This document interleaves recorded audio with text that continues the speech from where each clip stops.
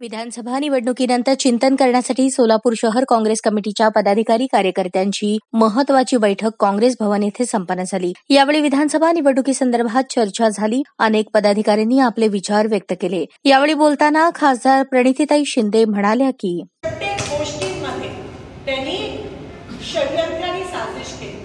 हे straight election नव्हतंच, हे लोकशाहीचे इलेक्शन नव्हतं, ही तत्वाची लढाई नव्हतीच।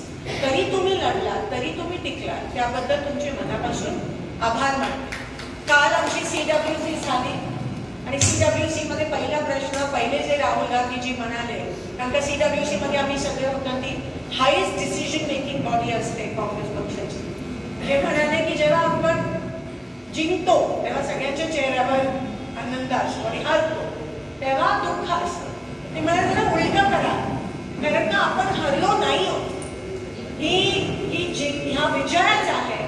आणि मोदींचा चेहरा बघा तुम्ही, महाराष्ट्र जिंकले पण त्यांच्या चेहऱ्यावर आनंद नाही आहे, कारण का त्यांना माहिती आहे की ते मागच्या रस्त्याने येऊन EVM मॅनिप्युलेट करून ते आज त्या ठिकाणी 133 का चेक आहे। त्यांच्या BJPच्या कोणाच्याही चेहऱ्यावर आनंद नाहीये, तुम्ही ऑब्झर्व करा। अजूनही त्यांच्या ताळमेळ नाहीये, EVM एकनाथ शिंदेसाठी काम नाही केलं म्हणून कदाचित ते पण आता। यावेळी चेतन भाऊ नरोटे म्हणाले, हे इलेक्शन शिंदे साहेबांनी मला फोन केला की नरोटे आपल्याला शिकायला मिळत आहे आणि तुम्ही लढलात, जरा पराभूत झाला असेल, तुम्ही माझ्याकडे बघा, माझ्या चेहऱ्यावर मी कधी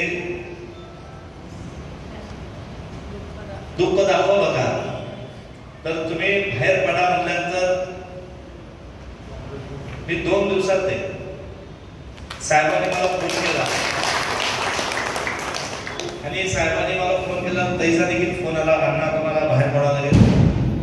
ज्या नेत्यांनी माझा विश्वास दाखवला, एक सर्वसामान्य कुटुंबातल्या माणसाला, एक बिल कामगाराच्या मुलाला या ठिकाणी विधानसभेचं तिकीट हे माझ्याकरता फार महत्वाचं होतं।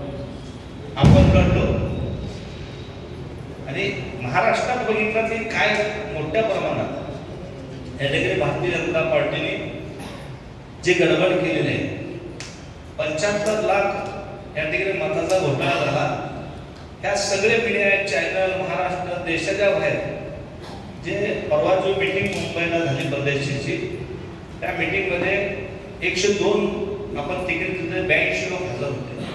ते 82 लोक सांगत होते की गेल्या आम्ही 2000 पडलो, 3000 पडलो, आज त्यांना 90,000 आहे, पण समोरच्या 1,40,000 आहे। जे डायरेक्ट या ठिकाणी लोकशाही संपवण्याचा या ठिकाणी भारतीय जनता पार्टीने घाट घातलाय।